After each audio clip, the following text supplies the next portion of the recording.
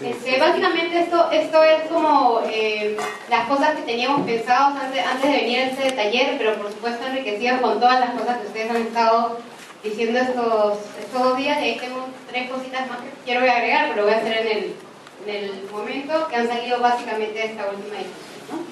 Entonces, quería contarles un poquito para que esto sirva, aunque ustedes ya están bastante inspirados y tienen un montón de caramelos, para que sirva un poco para lo que viene después, que ustedes nos van a hacer unos dibujos hermosos de cómo sueñan sus días, ¿no? Entonces, básicamente la guía de los sueños, desde mi perspectiva, debía responder a cuatro cosas, ¿no? A 4 preguntas. La primera es ¿cuál es la razón de hacer una estrategia regional de cambio climático? O sea, que la guía exponga las razones. La segunda es ¿qué pasos tengo que seguir para hacer una estrategia regional de cambio climático y actualizarla? No creas que nos hemos olvidado. ¿Cómo hacerlo? ¿Cómo hacer cada uno de estos pasos? ¿Y qué opciones tenemos para hacerlo? O sea, no solamente una cosa, sino de repente diferentes alternativas. ¿Qué fuentes de información, experiencias y procesos y recursos hay en general en las regiones, a nivel nacional e internacional? Y finalmente, ¿cuál es la propuesta de estructura TIC? ¿No? Entonces, pensando en cuáles son las 4 grandes cosas, las 5 grandes cosas que debería responder la guía, se encuentran en esos 5 rubros, ¿no?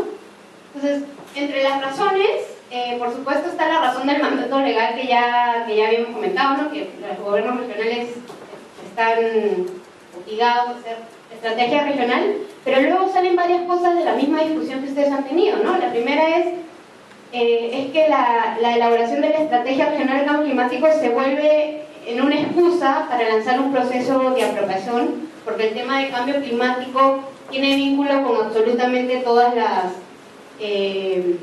líneas de desarrollo, ¿no? Entonces básicamente lo que la guía podría contener es este concepto claro de cómo el cambio climático se vincula y por qué es importante transversalizarlo en todo lo que hacemos.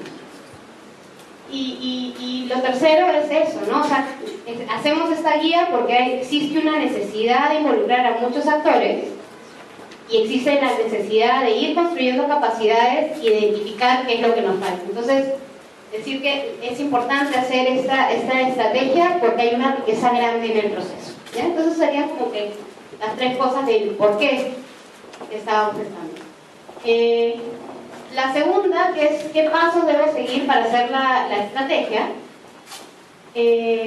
básicamente son los pasos que tenemos ahorita en la guía, pero enriquecidos, ¿no es cierto? Entonces, la etapa de inicio se mantiene, por supuesto, que es cuando conformamos los grupos, etcétera, pero con un adicional que ha venido del intercambio que hemos tenido, ¿no? ¿Y cuáles son? Entonces, lo que esta guía debería decirnos es cuáles son esas condiciones básicas que deberían estar en las regiones para poder lanzar el proceso, ¿sí? Y en caso de que no las tenga estas medidas ideales básicas, ¿cuáles son las mínimas que debería tener o cómo debería ser si es que no las tengo, ¿no? Entonces dar opciones. Hemos agregado, antes había una etapa de formulación y hemos agregado una etapa de diagnóstico, porque el diagnóstico es súper importante en la medida en que nos va a permitir saber en dónde están nuestros problemas y nuestras oportunidades, y hemos dejado, entonces, seguimos con la etapa de formulación como estaba antes. A eso le hemos agregado a la etapa de aprobación le estamos agregando criterios para ver cómo se puede aprobar, qué proceso tendrías que llevar adelante para realmente aprobar una estrategia que sea implementable. Y entonces ahí necesitas 2 cosas, ¿no? Un proceso, información suficientemente buena en la etapa de diagnóstico y formulación que te permita tener criterios de priorización, y lo segundo, un proceso de participativo de priorización, ¿no? Entonces eso sería lo que se estaría agregando esta guía de nosotros. Y lo último es cómo pasas de la planificación a la implementación. Hay 2 elementos transversales que también me gustaría que estuvieran descritos. Y uno es cómo haces que este proceso sea participativo en todo el proceso y no en algunas partes, y por qué, ¿no? O sea, ¿por qué? ¿Qué tipo de participación necesitas? Pautas para la participación, quién debe participar, etc. Y luego todo el tema de seguimiento, de la implementación de la estrategia y la actualización, porque como lo que estamos viendo es que este es un documento vivo, ¿no? Que va a tener cierta vigencia, pero cuando tengamos más cosas luego se va a tener que actualizar. Entonces eso es, sería como que la nueva riqueza que estaríamos agregando a la guía actual, ¿no? Entonces, en el cómo hacerlo, lo que pensaba es que podíamos agregarle, abordar 5 grandes preguntas, ¿no? La primera es, ¿cómo hacemos este proceso de identificación de actores y cómo aseguramos que participen? Y ustedes han estado dando bastantes tips en esta reunión, ¿no? Que son interesantes rescatar. La segunda es, ¿cómo financio el proceso de la estrategia? Ya ha habido ejemplos también, pero ¿cómo la financio, no? La tercera es, ¿qué metodologías y herramientas existen disponibles para diferentes temas, ¿no? Para la primera, ¿cómo es que puedo basar las estrategias regionales o enlazar las estrategias regionales con mis prioridades de desarrollo y con mis proyectos de inversión prioritarios? ¿Por qué esto es importante? Porque tendemos a hacer siempre los análisis de vulnerabilidad sectoriales específicos o para algún tema y no comenzamos a ver el marco. Y si uno no tiene información, la cosa más fácil que puedes hacer desde el comienzo es agarras tu plan de desarrollo, le pasas la lupa de cambio climático que se llama el screening y dices, mira, por acá están mis riesgos y mis oportunidades. Y solamente con eso ya tienes un análisis cualitativo interesante. Lo segundo, para lo cual se podría dar herramientas y metodologías, es cómo analizar las vulnerabilidades y cómo identificar medidas de adaptación. Lo mismo para mitigación, cómo hacer inventarios de emisiones y cómo identificar medidas de mitigación. Lo tercero es cómo todo esto lo miro en el futuro, cómo hago perspectiva. Siempre nos estamos olvidando de eso, menos Pedro. Y hay 3 cosas que sería importante abarcar, ¿no? O sea, la perspectiva socioeconómica, el mundo, o sea, nuestra región de hoy no va a ser la región en 20, 30 años, y eso lo tenemos que configurar y pensar cómo va a ser. Lo segundo es qué tipo de emisiones voy a tener en el futuro, y lo tercero es cómo el clima me va a impactar, ¿no? El cambio climático me impacta. Entonces, metodologías para eso. Y el último tema es metodologías para priorizar las medidas de adaptación y mitigación y las sinergias que hay entre las dos, ¿no?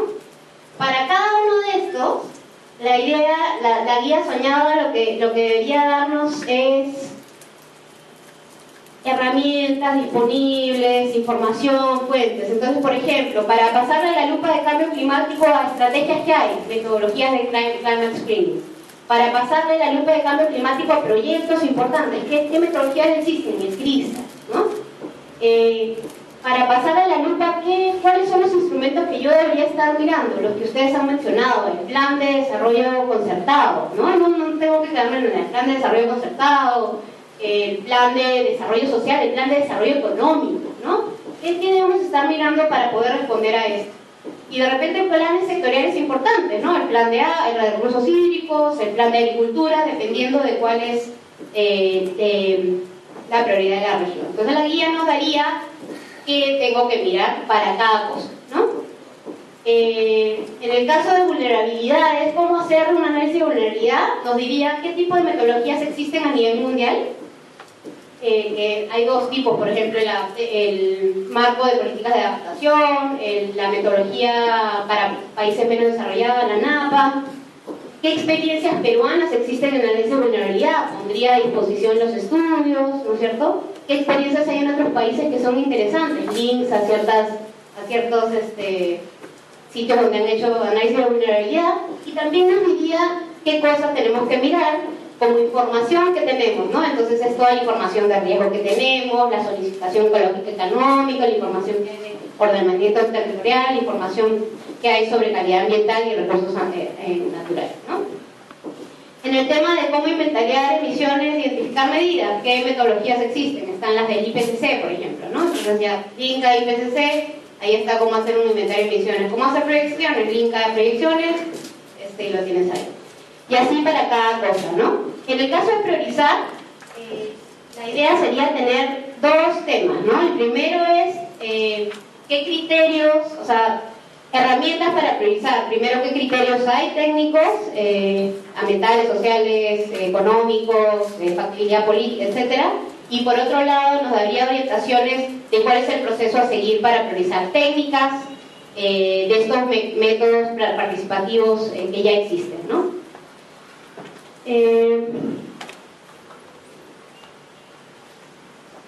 Esos son. Y sobre el tema, otras cosas que creo que sería interesante que nos pudiera dar es, que es un poquito transversal a las cosas, es una información de quién hace qué a nivel nacional y regional, porque en el caso de nosotros todos no sabemos dónde buscar la información muy probablemente, pero la mayoría de gente en las regiones no sabe necesariamente.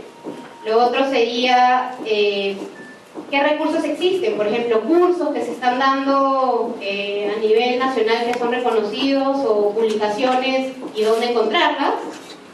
Y lo tercero que nos debería dar la guía son orientaciones de cómo transversalizar el tema, pero además cómo tener conceptos claros que son importantes para el cambio climático, como es el caso de un desarrollo bajo en carbono y cómo prevenir la maladaptación, ¿no? Entonces serían como temas transversales. Y esa es mi guía soñada.